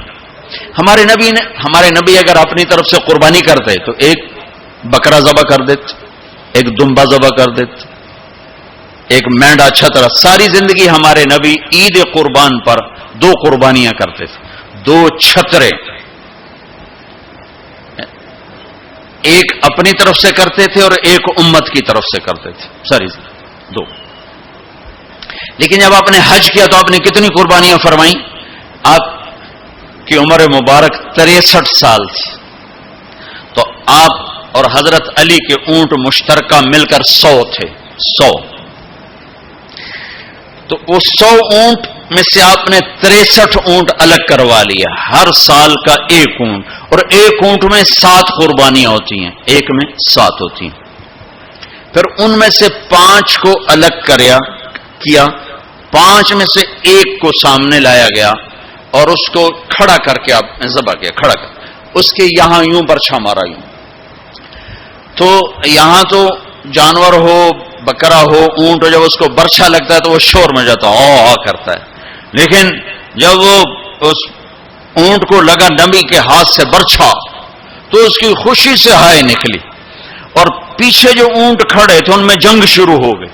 ہر اونٹ رسی توڑ کے آگے بڑھ کے ذبح ہونے کی کوشش کر رہا تھا کہ کہیں میں پیچھے نہ رہ جاؤں، میں پہلے ذبح ہو جاؤں، میں پہلے ذبح نہ شود نصیب دشمن کہ شود ہلاکت غد، سر دوستاں سلامت کے تو خنجر آزمائی، ہم آہوان سہرا سر خود نہاد برکف با امید آن کے روزے بشکار خواہی آمد، کہ آج سارے جنگل کے ہرنوں کو انتظار ہے کہ آج ہمارا محبوب شکار کرنے آ رہا ہے۔ تو ہر ہرن گردن جھکا کے کھڑا ہے کہ میں ذبح ہو جاؤں، میں ذبح ہو جاؤں، میں ذبح ہو جاؤں۔ تو یہ شعر میرے نبی پہ فٹ آتا ہے کہ سارے اونٹوں میں جنگ شروع ہو گئی اور ہر ایک کا زور تھا میں ذبح ہو جاؤں، میں ذبح ہو جاؤں۔ آپ نے 63 اونٹ ذبح فرمائے اور برشا پھینک دیا، اور اپنی بیویوں کا حصہ اس میں نہیں رکھا، بیویوں کے لیے الگ قربانی کی، بیویوں بیگمات کے لیے الگ قربانی کی، اور اپنے 63 اور 7 ہر اونٹ میں، اور پھر یہاں تک فرمایا کہ علی جو گوشت بنائے اس کو مزدوری گوشت میں سے نہیں دینی، میں الگ سے دوں گا، اس کا ہر ٹکڑا اللہ کے نام پہ جانا چاہیے۔ گوشت میں سے مزدوری بھی نہیں دی، الگ سے مزدوری دی، اور پھر فرمایا کہ آؤ بھائی جو لے جانا چاہتا ہے لے جائے۔ پھر فرمایا حضرت علی سے کہا ایک ایک بوٹی سارے اونٹوں سے لے لو اور ایک دیگ چڑھا دو۔ تو وہ ایک ایک بوٹی سارے اونٹوں سے لے کر دیکھ چڑھائی، پھر آپ نے اس کے پکنے کا انتظار کیا، جب وہ تیار ہو گئی تو پھر آپ نے، حضرت علی نے، چند اور صحابہ نے مل کر اس کا گوشت کھایا، شوربہ پیا، اور پھر اس کے بعد آپ طواف زیارت کے لیے تشریف لے گئے۔ تو اب مالدار لوگوں قربانی کرنا دل کھول کے، ماڑے ماڑے جانور نہ تلاش کرنا، بھائی سستا کڑا لبدا ہے، اللہ کے نام پہ لگانا، جھگی پھونک تماشا ویک، ہماری پنجابی کی مثال ہے، لگا تو صحیح پھر دیکھ آتا کیسے ہے واپس۔ ایک صحابی ہیں ابو الدحداح، ایک آیت اتری، من ذا الذی یقرض اللہ قرضا حسنا یضاعف له اضعافا کثیرا، تو وہ ایک انصاری صحابی نے آیت سنی، وہ بھاگے ابو الدحداح، ارے آج عجب آیت آئی ہے، کیا کہ اللہ کہہ رہا کوئی ہے مجھے قرضہ دے میں واپس کروں کئی گنا کر کے۔ تو ابو الدحداح آئے دوڑے دوڑے، یا رسول اللہ کیا اللہ نے یہ کہا ہے کہ مجھے قرضہ دو میں واپس کروں؟ کہاں؟ کہا یا رسول اللہ کو کیا ضرورت قرضہ مانگنے کی؟ کہ اللہ چاہتا ہے کہ اس کے بدلے اللہ تمہیں جنت دے۔ کہا اچھا اگر میں اللہ کے نام پہ دوں تو آپ وعدہ کرتے ہیں میری جنت کا؟ ہاں وعدہ۔ کہ میری بیوی کی جنت کا؟ کہاں وعدہ۔ کہ میرے بچوں کی جنت کا؟ کہا ابو دحداح تو زیادہ ہی مانگتا جا رہا ہے، پر تیرے بچوں کا بھی؟ کہا یا رسول اللہ ہاتھ بڑھائیں، میرے 2 باغ ہیں، دونوں اللہ کے نام پہ صدقہ۔ ہم کہا نہیں ایک دے دو، ایک رکھ لو، ایک بچوں کے لیے رکھو، ایک اللہ کے نام پہ دو۔ کہا اچھا پھر میرا وہ باغ جس میں 600 کھجوریں ہیں وہ میں نے اللہ کو دے دیا۔ ہم کہا ٹھیک ہے، جا تو، تیرے بچے، تیری بیوی، جاؤ جنت۔ انہوں نے وہاں سے دوڑ لگائی اور باغ میں نہیں گئے، باہر کھڑے ہو گئے کہ کہیں اندر جا کے نیت نہ بدل جائے، جیسے یعنی لوگ سودے سے پھرتے ہیں، دوڑم سارے لٹو بنے ہوئے، 4 پیسے اوپر گیا سودے سے پھر گئے، 4 پیسے نیچے گیا سودے سے پھر گئے، جیسے ایمان اور زبان کا بول کوئی چیز ہی نہیں۔ پیسہ ہی خدا بناؤں بھائی، پیسے کے پیچھے ہی ایمان بھی بک رہا ہے، عزت بھی بک رہی ہے، غیرت بھی بک رہی ہے۔ میرے نبی نے فرمایا میرا امتی ہر گناہ کر سکتا ہے، ایک جھوٹ نہیں بول سکتا، ایک دھوکہ نہیں دے سکتا۔ سارا کراچی جھوٹ اور دھوکے کا، کراچی نہیں میرا ملتان لے لو، لاہور، سندھ، بلوچستان لے لو، سرحد لے لو، جھوٹ جھوٹ جھوٹ، دھوکہ دھوکہ دھوکہ۔ میرا امتی ہر گناہ کر سکتا ہے، جھوٹ نہیں بول سکتا، دھوکہ نہیں دے سکتا۔ ساری تجارت، سارا سب کچھ اس پہ آ چکا۔ تو آپ باہر کھڑے ہو گئے، کہنے گئے ام الدحداح بیوی کو بلایا، کہا کیا ہوا؟ کہ باہر آؤ باہر آؤ باہر آؤ۔ کیوں؟ کہ باغ اللہ کو دے دیا۔ اچھا اس کے بدلے میں تیری میری بچوں کی جنت پکی ہو گئی۔ ان کا ربح البیع ربح البیع، مبارک ہو مبارک ہو، بڑا اچھا سودا کیا، بڑا اچھا سودا کیا، بڑا اچھا سودا کیا۔ تو بھائیو گن گن کے رکھنے کے شوق نہ کرو، لگانے کا شوق رکھو، اپنے اوپر بھی لگاؤ، اللہ روکتا نہیں۔ کماؤ حلال، حرام نہ ہو، جھوٹ نہ ہو، سود نہ ہو، خیانت نہ ہو، جوا نہ ہو، سٹا نہ ہو، ذخیرہ اندوزی نہ ہو۔ تم سارے تاجر، کراچی کے نہیں پورے پاکستان کے تاجر عبد الرحمن بن عوف کی جیب میں آ جاؤ گے، جیب میں عبد الرحمن بن عوف رضی اللہ عنہ جو 10 بڑے صحابہ میں ایک، آپ نے کہا ابو بکر جنتی، عمر جنتی، عثمان جنتی، علی جنتی، زبیر جنتی، طلحہ جنتی، سعد بن ابی وقاص جنتی، عبد الرحمن بن عوف جنتی، عبد الرحمن بن عوف، ابو عبیدہ بن جراح جنتی، سعید بن زید جنتی۔ یہ 10 ٹاپ 10 صحابہ ہیں، ان میں ایک عبد الرحمن ہے۔ جب ان کا انتقال ہوا تو 3 ارب 10 کروڑ 20 لاکھ دینار، کاغذ دے نوٹ نہیں، تانوں کیویں بے وقوف بنا چھڈا سارے نے، کاغذ چاہ کے ٹورے ودن، کوئی سیٹ صاحب، کوئی میاں صاحب، کوئی شیخ صاحب، وہ نیرا کاغذ ہی کاغذ، ہوں کاغذ بھی واپس لے کے پلاسٹک دے چھڑیا ہے، کارڈ ہے جی کارڈ۔ مطلب ہم کیسے بدھو بنے ہیں، کیسے بدھو بنے؟ ارے دولت سونے اور چاندی کا نام ہے، یہ کاغذ پہ ڈالر باڑے چلے جاؤ، ڈالر بھی لے لو، پاؤنڈ بھی لے لو، جو جتنے مرضی باڑے چو لے لو۔ تمہیں بیوقوف بنایا ہے دنیا کے بنیوں نے، تمہیں کاغذ پکڑا دیے، تم سے جائیدادیں لے لی، اور پھر پھر کاغذ بھی واپس لے کر تمہیں کارڈ پکڑا دیے. وہ فن لینڈ سے واپسی ہو رہی تھی تو وہ ہمیں بڑا کمرہ چاہیے تھا. وہ کمرہ چھوٹا تھا, وہ کروز تھا, یہ جو بڑے بڑے بحری جہاز چلتے, تو ہمیں کمرہ چھوٹا ملا. تو میں نے کہا یار کوئی بڑا کمرہ, تو ہماری جماعت بڑی ہے, تو کوئی بیٹھنے کی ہو, کوئی سونے کی ہو. تو ہم وہاں گئے کاؤنٹر پر, تو اس نے کہا جی آپ 2500 کراؤن دے دیں تو ہم آپ کو کمرہ دے دیتے. ہم نے کہا لے لو. کہا نہیں ہم پیسے نہیں لیتے. کیا لیتے ہیں؟ کارڈ. وہ کہا بھائی پیسے تو زیادہ, نہیں کارڈ لیں گے. اب ہمارے تو پاس کارڈ نہیں تھے, تو سویڈن کا ایک ساتھی ہمارے ساتھ تھا, تو اس نے اپنا کارڈ دیا, تو انہوں نے وہ اس کو کراس کیا, تو اس میں انہوں نے ہمیں بڑا کمرہ دے دیا. تو تمہیں تو پاگل بنا گیا بنیا, دنیا کا سب سے بڑا بنیا, تمہیں کاغذ دے کے تمہیں سیٹ صاحب بنا دیا, شیخ صاحب بنا دیا, پتہ نہیں کیا کچھ بنا دی. اور عبد الرحمان جو چھوڑ کے مر رہے ہیں وہ کاغذ نہیں 3 ارب 10 کروڑ 20 لاکھ دینار. ایک دینار 4.5 ماشے کا ہوتا تھا, اور ایک ماشا میں نے سنار سے پوچھا کتنے کا ہوتا ہے, انہوں نے کہا 5000 روپے کا ماشا چل رہا ہے. اب اس کو تم ضرب تقسیم کر کے دیکھ لو کہ عبد الرحمان کتنا چھوڑ کے دنیا سے تشریف لے گئے تھے. ہم نے کہا عبد الرحمان تاجر الرحمان, عبد الرحمان یہ رحمان کا تاجر ہے, رحمان کا تاجر ہے. اتنی بڑی تجارت کی کہ میری تجارت کے 4 اصول تھے. آپ میں تاجر بھی ہوں گے بڑے بڑے, میری تجارت کے 4 اصول رہے. کبھی ادھار نہیں خریدا, نمبر 1. تمہاری ساری مارکیٹ نکل گئی, پہلی شرط ہی ساری مارکیٹ آؤٹ ہو گئی. کبھی ادھار نہیں بیچا, جڑے 2-4 رہ گئے وہ بھی بچوں نکل گئے. کبھی ادھار نہیں خریدا, کبھی ادھار نہیں بیچا. جس نے ادھار خریدا بھی ہو اور ادھار بیچا بھی ہو, ان کو دی رات نیند آ سکتی. لین والے سر تے چڑھے ہوں, دیون والے لکے ہوئے ہیں, کدے جاوے. نہ بیوی اچھی لگے نہ بچے اچھے لگے.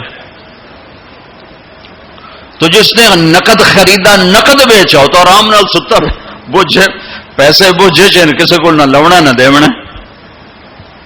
تو میں نے کبھی ادھار نہیں خریدا, میں نے کبھی ادھار نہیں بیچا, میں نے کبھی سٹاک نہیں کیا. میں نے زندگی بھر کبھی سٹاک نہیں کیا کہ بڑھ جائے پروفٹ تو پھر بیچوں, جب پروفٹ ملا فوراً بیچ دیا. میں نے کبھی سودے کا عیب نہیں چھپایا, میں نے کبھی سودے کا عیب نہیں چھپایا. میرا ایک عزیز کہنے لگا جی مجھے یہ وہ کپڑا مارکیٹ فیصلہ آباد میں کسی تاجر سے میری بات کرا دے, میں ذرا کپڑے کا کام سیکھ لوں. میں نے ایک سے کہہ دیا, اس نے کہا جی بھیج دو. ہفتے بعد وہ بچہ واپس آیا. اس بچے کے 4 مہینے تبلیغ میں لگے ہوئے تھے. میں نے کہا واپس کیوں آ گئے ہیں؟ اگر جو تھے پہلا کام میں سکھائیں دن کہ عیب لکاونا کیویں, پہلے یہ سکھاتے ہیں کہ عیب چھپانا کیسے. میں کہا چنگا کیتا ہی واپس آ. تو عبد الرحمان جیسے تاجر بنو. ادھار نہیں, ادھار لینا منع نہیں ہے, ادھار دینا منع نہیں ہے. ہاں چین سکون کے لیے, تاکہ تانوں گولیاں نہ کھاونی, اپن نیندراں چڑیاں کتھے رہ گئی. ایک اربوں پتی آدمی کی بیگم کا فون ہے, مولانا میں دنیا کی بدقسمت ترین عورت ہوں. میں نے کہا کیا ہوا؟ ساری رات نیند نہیں آتی, ساری رات نیند نہیں آتی. اپنی تجارت میں کسی کا حق نہ مارو, کسی سے جھوٹ نہ بولو, وعدہ کر کے زبان سے نہ پھرو, وعدہ کر کے زبان سے نہ پھرو. اپنے سودے میں کو ہیرا پھیری نہ کرو. اس میں کچھ مسئلہ تو بتاؤ. یہ ایک تاجر میرا یہ بیان سن رہا تھا, یہ گاڑیوں کا, پشاور کا تھا بیان, کہیں اور ہو رہا تھا. ہماری جماعت گئی پشاور, تو اس کا سب سے بڑا شو روم ہے پشاور میں. تو مجھے لے گیا, تو ایک گاڑی کھڑی تھی ٹویوٹا. کہنے لگا مولانا یہ گاڑی آپ کی وجہ سے 1 سال ہوا ہے نہیں بکی. میری وجہ سے؟ میں تو آج پہلی بار آیا. کہ آپ کا بیان سنا تھا کہ سودے کا عیب بتاؤ. تو یہ گاڑی اتارتے ہوئے, نئی گاڑیاں بیچتا ہے, پرانی نئی گاڑی کا, بعضی گاڑیاں جب اتار رہے ہوتے ہیں تو کہیں نہ کہیں سے لگ جاتی ہیں, پھر ہم اس کو پینٹ پونٹ کر کے کہتے ہیں بالکل فریش ہے. تو یہ گاڑی لگ گئی تھی. تو اب جو آتا ہے میں اس کو بتاتا ہوں یہاں سے لگی تھی, ہم نے پینٹ کیا, کہتے چھوڑو سن ہور دے ہو, کہ 1 سال ہو گیا. میں کہا چل میں خریدار ہوں, مجھے دے. کہا نہیں تیرے سے میں نہیں ڈالتا. تو ہماری جماعت وہیں تھی، ایک ہفتہ نہیں گزرا تھا کہ اس کا فون آیا کہ وہ میری گاڑی بک گئی. اتنا ہی اللہ دیکھتا ہے، تھوڑا سا دیکھتا ہے بھائی کچا ہے کہ پکا ہے. تو صرف حج کر کے گناہ نہ بخشواؤ، سچی تجارت کر کے گناہ بخشواؤ. میرے نبی کا فرمان ہے جو صبح سے شام تک بچوں کو حلال کمانے کے لیے تھکتا ہے اور تھک کے شام کو گھر جاتا ہے، اس کے اس دن کے سارے گناہ معاف ہو جاتے. تو بھائیو بہنوں، دین کا دوسرا حصہ ہے اللہ کے بندوں کے ساتھ حسن سلوک، ماں باپ کے ساتھ، بیوی کا خامند کے ساتھ، خامند کا بیوی کے ساتھ. اس زبان نے وہ آگ لگائی ہے کہ پوری دنیا میں جو آگ زبان نے لگائی ہے اتنی پیٹرول اور گیس سے بھی آگ نہیں لگتی. تو میں آپ سب سے اخلاق کے معاملے میں ایک بات، اس زبان کی حفاظت کرو، اس سے جھوٹ نکال دو، غیبت نکال دو، گالی نکال دو، دل آزاری نکال دو، دل شکنی نکال دو. جو کر جائیں سہ جاؤ، چپ کر جاؤ، پی جاؤ. میرے رب کی قسم، بڑے بڑے ولی ابدال تمہاری گرد کو نہیں پکڑ سکے گی. جس نے زبان کی حفاظت کی اسے کوئی پکڑ نہیں سکتا، وہ اتنی تیز رفتاری سے نکلے گا. تو یہ پوری زندگی میں نے بیان کی ہے مختصر وقت میں. صرف حج نہیں میرے سامنے موضوع، یہ ساری چیزیں ہماری زندگی کے ضروری فیکٹر ہیں. اور آخری جو میں اخلاق بتا رہا ہوں، حقوق العباد بتا رہا ہوں، یہ بڑا خوفناک چیپٹر ہے. ہاں، اللہ سے معاملہ کچھ گنجائش ہے چونکہ اللہ سخی ہے، لیکن لوگوں سے معاملہ پڑا تو کم بڑا کھو جائے گا. اس لیے اللہ تعالیٰ فرمائے گا یہ معاف کرے تو میں کر دیتا ہوں، یہ نہ کرے تو میں نہیں کرتا. تو پھر کیا کریں؟ آپ نے فرمایا میری امت کا سب سے غریب آدمی کون ہے؟ کہا جی جس کے پاس پیسے نہ ہو. کا نہیں، میری امت کا غریب وہ ہے جو قیامت کے دن بڑے بڑے عمل لے کر آئے گا، حج، نماز، روزہ، زکوٰۃ، جہاد، تبلیغ، ذکر، تلاوت، پتہ نہیں کیا کچھ، لیکن حقوق العباد برباد کیے ہوں گے. کسی کو گالی دی، کسی کو تھپڑ مارا، کسی کی زمین دبائی، کسی کا گھر دبایا، کسی کے خلاف جھوٹا کیس کیا، جھوٹی گواہی دی، نوکر کو مارا، نوکرانی کو مارا. کو کہاں وہ سارے آ جائیں گے یا اللہ ہمارا حق کہ اتنی نمازیں دے دو، اتنے روزے دے دو، اتنے عمرے دے دو، اتنے حج دے دو، اتنا ذکر دے دو، اتنی تلاوت دے دو. وہ مائنس ہوتے ہوتے ہوتے ہوتے ہوتے وہ زیرو ہو جائے گا. ابھی حقدار باقی ہوں گے.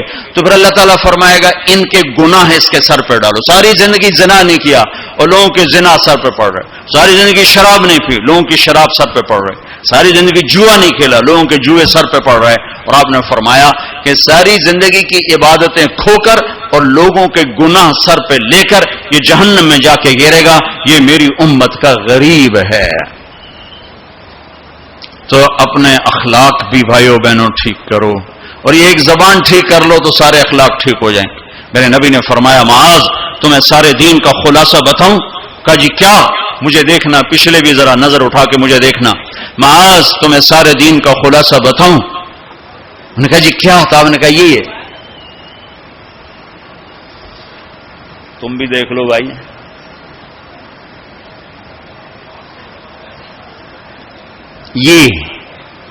یہ قابو میں ہے، سارا دین میرے ہاتھ میں ہے. یہ قابو میں نہیں ہے تو ہر شے ہاتھ سے جا رہی ہے، جا رہی ہے، جا رہی ہے، جا رہی ہے. لہذا سہنا سیکھو، سہنا سیکھو. گھر ٹوٹ رہے ہیں، طلاقوں کی ریشو بڑھ رہی ہے کہ سہنا نہیں سکھایا ماں باپ نے. سہ جانا. ہیرا کوئلہ ہی تو ہوتا ہے، وہ ہیرا کیسے بن جاتا ہے؟ وہ سہتے سہتے سہتے سہتے جب حد کر دیتا ہے تو اللہ اسے ہیرا بنا کے ماتھے کا زیور بنا دیتا. تو سہنا سیکھو، برداشت کرنا سیکھو. اپنے بچوں کو سکھاؤ، خاص طور پر بیٹیوں کو سکھاؤ کہ ہمارا سسرال 100% ظالم معاشرہ ہے. میں بڑے درد سے یہ بات کہہ رہا ہوں کہ چاہے وہ دیندار لوگ ہیں چاہے دنیا دار لوگ ہیں، سسرال کا ظلم ایک عجب داستان. لوگ بھتہ خوری کو، ہاں بھتہ خوری ظلم ہے اور ڈاکہ ظلم ہے، قتل ظلم ہے، یہ جو ظاہری ظلم نظر آتے ہیں. ایک ظلم وہ ہے جو میں سنتا ہوں، جب کوئی آدمی دین میں شہرت کر لیتا تو پھر لوگوں اپنے مسائل، حضرت یہ ہو گیا کوئی بتا دیں، حضرت یہ ہو گیا کوئی بتا دیں. تو بچیوں کے آنسو اور ان کی ہچکیاں سن سن میرا تو کلیجہ ہی جل کے رہ گیا کہ جو سسرال میں ظلم ہو رہا ہے اسے کہاں سے تولو گے. ایک عورت جب ماں ہوتی ہے تو ایک سراپا رحمت ہوتی ہے. وہی عورت جب ساس بنتی ہے تو سر سے لے کر پاؤں تک وہ ایک آگ بن جاتی ہے، پتہ نہیں کیوں. تو اپنی بچیوں کو صبر سکھاؤ، یہ بھی سکھاؤ کہ بیٹی بس زبان بند رکھنا، سہ جانا، آہ نہ کر لبوں کو سی، عشق ہے دل لگی نہیں، سینے پہ تیر کھائے جا، آگے قدم بڑھائے جا. آگے بڑھنے کا راستہ ہے، زبان سی لو، لب سی لو، زبان تالو سے لگا لو اور لوگوں کے سہتے جاؤ سہتے جاؤ. میرے رب کی عزت کی قسم، عزتیں تمہارے غلام بن کر آئیں گی. اللہ کی رضا کا تاج تمہارے سر پہ سجایا جائے گا. عزت کے سہرے اللہ کا نبی تمہارے گلے میں ڈالے، تمہارے ماتھے کو روشن کیا جائے گا. سہنا سیکھو، سہنا سیکھو. بھائی بھائی سے ٹوٹا، میاں بیوی میں لڑائی، خاوند بیوی کی برداشت نہیں کرتا، بیوی خاوند کی برداشت نہیں کرتا، ماں باپ اولاد کی نہیں برداشت کرتا، اولاد ماں باپ کی نہیں برداشت کرتی. سہنا سیکھو. ہمارا سارا معاشرہ ایک میرے نبی کی سنت پہ عمل کر لے، برداشت کرنا، تو زندگی خوشحال ہو جائے گی، روشن ہو جائے گی. تو اللہ تعالیٰ آپ کا حج کا سفر قبول فرمائے. میں نے جو کہنا تھا کہہ دیا، پھر وہاں کچھ باقی باتیں یاد آئیں تو وہاں کہہ دوں گا. اور جب آپ حج سے واپس آ جائیں کچھ وقت تبلیغ میں ضرور لگائیں کہ یہ ایمان کو سیکھنے کی فرقہ واریت سے پاک ایک محنت ہمیں اللہ نے دی ہے، اور صدیوں کے بعد ایسا کام ملا ہے کہ جس سے لوگوں کو دین مل رہا ہے. اسپین میں جہاں میرا بیان تھا وہ ایک ہال تھا بہت بڑا، جس میں سارے دنیا سے علماء آتے ہیں یا کوئی سیاسی لوگ آتے ہیں، تو وہ وہاں ان کی تقریریں ہوتی ہیں. لہذا وہاں ایک سسٹم ہے کہ جو بھی اسپیکر بیان کرے گا آٹومیٹک اس کا بیان اسپینش میں ٹرانسلیٹ ہو کر پولیس کے پاس چلا جائے گا.